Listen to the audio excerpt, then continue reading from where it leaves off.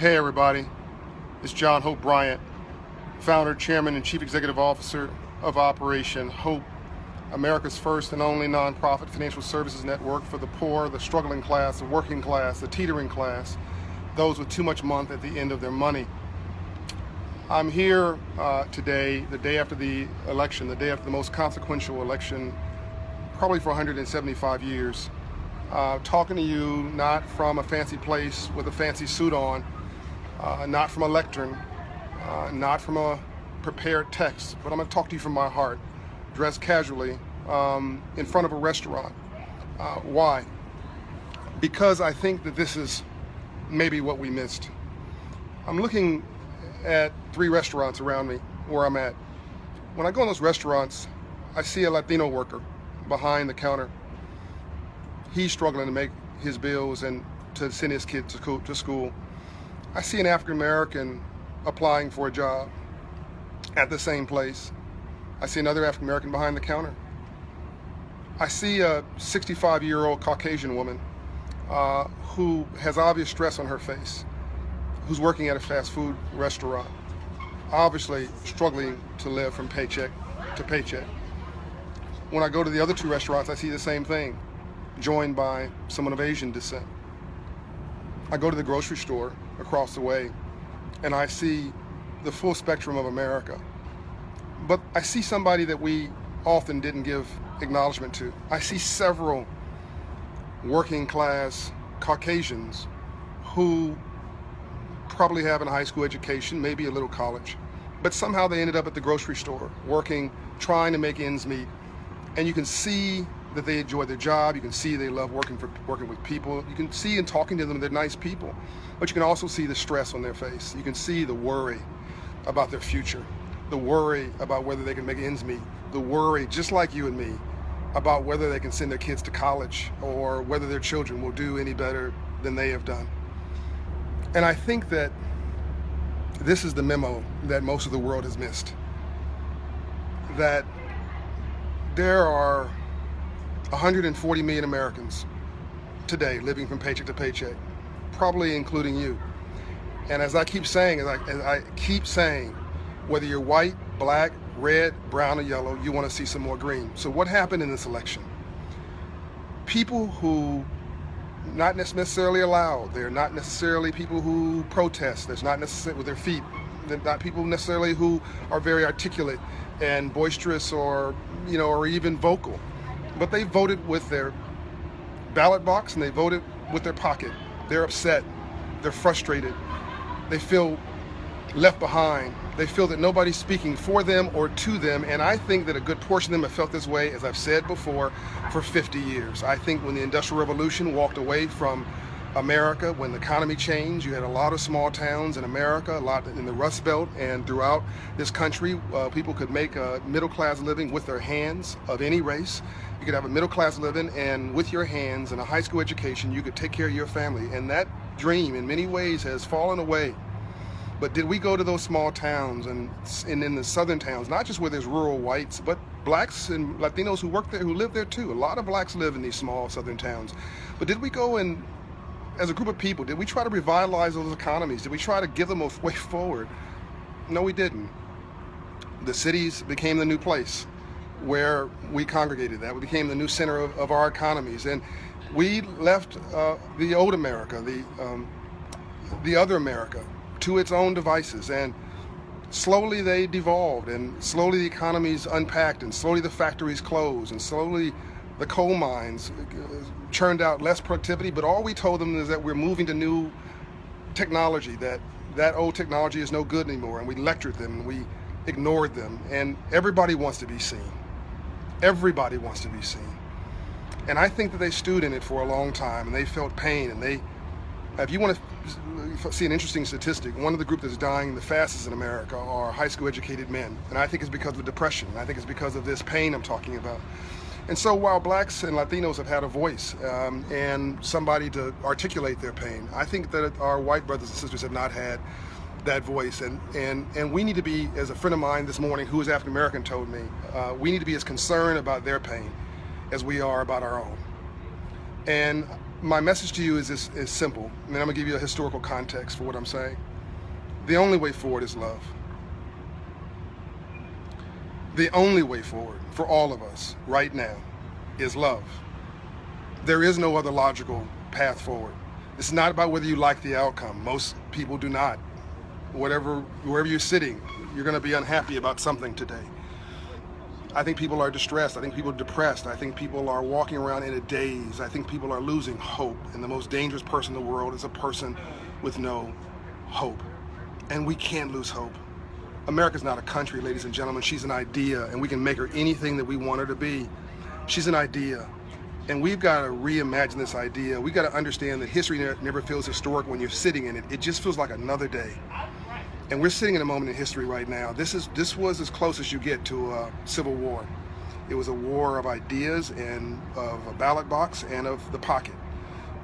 This is civil rights. This is not a movement in the streets. It's a movement in the suites. It's a movement about economics, and it's about people's jobs. People feel that jobs are cratering. Look at the Gallup data. It will tell you the most important thing in people's lives today, here and around the world, is a job. And what has been cratering in these small towns, in these rural areas, and with middle-class Americans of all races who feel that they've got too much month at the end of their money. Middle class used to be one parent working, one parent stayed home and take care of their children. As a domestic engineer, that one parent that was working did it with their hands, right? There was a blue-collar job that gave that middle-class life. Today, middle class is two parents working. The streets are raising your children, but you aren't making any more money. You don't feel any more secure. In fact, you feel even less secure. Your money goes less far, and your debts are higher, and your bills are overwhelming, and again, you got too much month into your money, and you're dying from hypertension and from diabetes and from heart attacks and from stress, and you are depressed and you are not feeling good about your life, no matter what race you are. And so we cannot afford to be against each other. We cannot afford to make this something base like racism. People are in pain. And somebody was brilliant enough, I don't agree with them, but they were brilliant enough to tap into that pain and to articulate it. And we should give credit to that, because now that the problems are out front, we can begin to deal with them. We are all God's children, and all of our pain is legitimate. And wouldn't it be a wonderful thing if we're forced now to deal with each other, to address each other, to come back to each other, to love one another as God intended? Maybe it's back to the basics. We got fancy buildings, we have fancy institutions, we got fancy schools, we got fancy airplanes, we got technology that can even make you, break you, or kill you. But that doesn't mean that you are a better person, that I'm a better person, that we have made the best that we can of our humanity. And I think that this is a referendum on our humanity, on our shared experience as human beings. Are we going to live together as brothers and sisters, or are we going to die as fools? This is the question that we must ask and answer today. This is the dawning of a new America. We were already great, by the way. But this is the dawning of a new America. We were great, not because somebody says we are great or not. We're great because God made us that way. But maybe now we have to become brothers and sisters again. Because I tell you, this separation thing that we're doing and happened last night is not sustainable. It's been building for a long time. It may be dramatic, it may be exciting, it may be interesting to you to watch, but it's like setting yourself on fire. You're going to win the battle, but you will lose the war. No terrorist act, no group of radicals set to destroy the system has ever succeeded in the history of the modern world. People will find very soon that you can't put up walls. You're going to have to build bridges. You're going to find very soon that you cannot reject global trade, because if you're a small business owner, as Natasha reminded me yesterday, you're a small business owner and you build something and you hire somebody locally, who are you going to sell it to? There's only so many people here in the U.S. There's only so many people in your neighborhood. You need to sell that to somebody else, somewhere else, in order to build that company. That is called trade, ladies and gentlemen. So we need to not be focused on fear, and not be focused on what we're against, but focus on what we're for, and then put a stake in the ground, and decide to be, as Dr. Dorothy Height told me, a dreamer with a shovel in our hands. Ambassador Andrew Young, my mentor, our global spokesman at Operation Hope, and the right arm of Dr. King in the civil rights movement, reminded me of the desire to be hopeful. Last night, he reminded me of why he loves America. He said, "This is not my country. This is my country." I thought about that. He said, "It's not my country. It's my country." And John, that's how I developed his world, and that's how Dr. King helped to develop a new world. And that's the way I see me. That's how I developed Operation Hope and Bryant Group Ventures. I decided this was my country, not the president's country, not the Senate's country, not the mayor's country, not the partisan politics country. It's not about the Republican Party or the Democratic Party. It's about the Get It Done Party. And people today just want somebody to get it done. They want to live the American dream. They want to have children be more prosperous than them. They want to get up in the morning and believe that they work hard, play by the rules, do the right thing. It's going to pay off with a reasonable shot of success or failure on their own merit. That's what they want. That's what you want.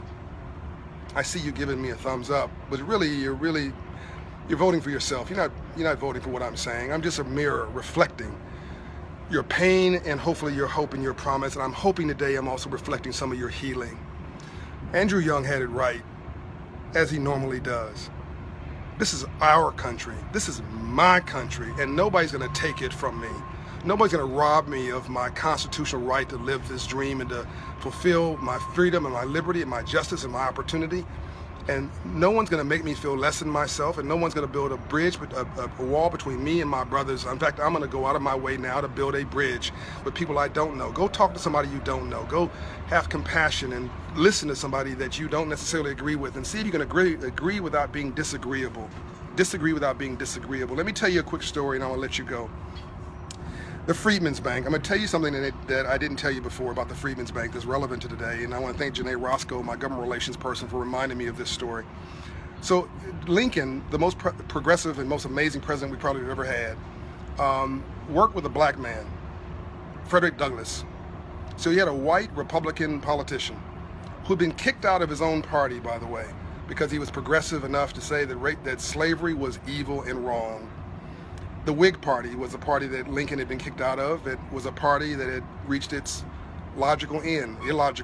They stood for some good things, but also stood, unfortunately, for racism and slavery. And Lincoln refused to go along with it, and they kicked him out of that party. He went back to his law office and became an attorney for some time, and people said his career was over. In fact, he failed several times after that. But then he reimagined America and decided this was my country, and decided to stand with a coalition of the willing, and created something that they then called the Republicans, which at that time was very progressive and very positive. And in 1865, after the Civil War, he created the Freedmen's Bank, chartered to teach free slaves about money, because he thought that's how you set people free in the at that time it was 1865, the 19th century. But you can say the same thing about the 21st century today. You can't have freedom without self-determination. You cannot have self-determination without understanding the free enterprise system. And to quote Andrew Young, to live in a system of free enterprise and not to understand the rules of free enterprise must be the very definition of slavery. How do you protect yourself against injustice, against profiling, racial discrimination, and all kind of other unjust? You can't get in somebody's heart. You can't get in somebody's head. But you can create an economic buttress against you and them called a job, ownership, and economic opportunity that then gives you self-esteem, confidence, and inner well-being that then allows you to go and live your life free of somebody defining your life. And you can then say, I like me, and so it's okay if you don't like me. I love me, it's okay if you don't love me. I respect me, it's okay if you don't respect me. In fact, you're gonna learn to respect me and then learn to like me, and I prefer that versus you like me and never respect me. But my ownership and my place in this world and my talents and my contributions will require you to give me a place at the seat of the table of opportunity and prosperity. And that is the immigrant story. That is the up from nothing story. And this goes back to Lincoln. So Lincoln, a white man, got together with Frederick Douglass, a black man. We know him as an abolitionist, but he was really a businessman. He owned property in Baltimore. Look it up yourself. He owned property in Anacostia, a brilliant man who also gave his life for others through abolition, the movement to set people free, doing well and doing good. This white man and this black man, this progressive Republican conservative white and this progressive black civil rights leader got together and decided to lead the Freedmen's Bank. Lincoln was killed, unfortunately, that month, 1865, March 3rd. He was killed the next month, April. Well, Frederick Douglass tried to run the bank, and when it failed, he said the failure of this bank did more to set free slaves in America back than 10 more years of slavery. That's not the story. Here's the story. The bank fails, and we were shown to have industry and talents and ability to save and build, and it led to 40 Acres and a Mule story that you maybe know some about. It was a very inspirational story, been lost to history. Operation Hope and myself worked with Secretary of the Treasury Jack Lew to rename the Freedmen's Bank building across from the White House, January of this year, so our history's not lost. But here's what the story I didn't tell you. 100 years from, 1909, President Roosevelt, decided to honor Lincoln. And Lincoln, on 1865, March 3rd, signed another piece of legislation in addition to the Freedmen's Bank. And for the first time, he decided to put "In God We Trust" on U.S. currency. I'm gonna repeat that. Lincoln, in 1865, March 3rd, the same day he created the Freedmen's Bank, decided to place "In God We Trust" on U.S. currency for the first time. He connected our spiritual and moral grounding with our currency and our commerce and our opportunity. He didn't want us to be about a transaction or about, once again, immoral capitalism like slavery. He wanted to set a new course that was morally grounded so that you could use free enterprise to set people free and not to oppress them. It was Lincoln that put "In God We Trust" on currency for the first time, the same day as he created the Freedmen's Bank. 1909, here comes Teddy Roosevelt, and honoring Lincoln in his 100th year from the date that he was born, 1909, and decided to put Lincoln on a currency, on U.S. currency, and he decided to put him on the penny, not the $100 bill, not the $20 bill, not the $5 bill, on the penny. Why? I can't get in Teddy Roosevelt's head, but the penny is symbolic. It's the little guy. It's the little guy. He put Lincoln, the greatest president we've ever had, the most progressive president that got us through the last Civil War, a war of ideas where people just did not get along at all, were ideologically, physically, financially, spiritually disconnected from each other and at war with each other. And Teddy Roosevelt decided to name the penny after Lincoln. Intentionally, I think, to send a message that Lincoln was seeking to rebuild this country from the little guy, to make sure the little guy was always seen. Whether you're the white little guy, the black little guy, the Latino little guy, the Asian little guy, the Indian little guy, whether you're a woman or male, with all of the sexism that's going on, where we don't give women a fair shot, we don't treat them as their own person, we treat them as an appendage to a man, maybe, as Natasha reminded me this morning. We don't give them their own shot to express their being, and we know that without women there'd be much fewer men, because only women can give life and give birth. And I think women are closer to God than men because they are emotional creatures and they have this intuition that gives them great spiritual and moral and intellectual grounding, feeling, texture. So all of these ingredients come together through the penny, the little guy. That's what they put Lincoln's name on, and underneath it they put "In God We Trust." That was 1909. Who'd they get to design the penny? Lincoln's commemoration on currency. An immigrant. A Jewish immigrant who ran from oppression in the Germany of that day, who escaped oppression from Germany. A Jew came to this country, and our nation, our president, pressed that Jewish immigrant into service as a brilliant artist to highlight their potential and to put Lincoln's story on currency. And that's the penny we have today. You can't make this up. We're all in this thing together. The story of Lincoln and Frederick Douglass and the Freedmen's Bank is an unfinished saga. It's unfinished business, not just for blacks who didn't get the memo on money, but it appears for struggling whites in rural areas and struggling whites in the Rust Belt and middle-class whites who got too much month at the end of their money and don't feel anybody is pitching for them, and they are angry. But anger is not a strategy. I've said that about those who are black who are rioting. I've said those about those who are black and concerned about police brutality, which is real. I've said that about that. I'm not saying your pain is not real. I'm saying that pain and anger, or anger expressing your pain, is not a strategy. Is not a solution. You cannot be angry for a living. You cannot be brutal for a living. You cannot be a bigot for a living. You cannot be racist for a living. You cannot be backwards for a living. You cannot put up walls for a living. You cannot hate for a living. None of that stuff is sustainable. None of that stuff will last. We got to love each other back to health. Rainbows only follow storms. You cannot have a rainbow without a storm first. It's not only good science and good theory, it's actually scientifically, factually true. Let's not let a crisis go to waste, ladies and gentlemen. Let's rebuild this nation from the ground up. Let's create our own institutions at the community level that celebrate our togetherness. Let's find our brothers and sisters wherever they may be, white, black, red, or yellow, Republican and Democrat, and let's rebuild a new America, because we are the greatest nation on the planet. No disrespect to anybody else, but this is where freedom lives. This is where the liberty and the foresight of somebody like Dr. King, from nothing to resetting all our values in this country and making us live our truth and live our Constitution. I'm gonna leave you with this thought. Dr. King, his aide, Andrew Young, was meeting with Nelson Mandela when he became president. Nelson Mandela of South Africa, of course, created liberty and justice in South Africa and fought and removed themselves from the oppression of apartheid. And Andrew Young said to Mandela, so now that you're president, what are you gonna do for poor people? And Mandela looked at Andrew Young and said, what are you gonna make me do for poor people? He said, look, I was a freedom fighter then. I was on one side fighting for what I thought was and knew was just, and I thought I had God on my side, and I still think I do. But now I've got to be president for all people, black, white, rich, poor, even the people who oppressed us. I've got to be president for them too. We got to find a way to make sure that Washington gets that message today.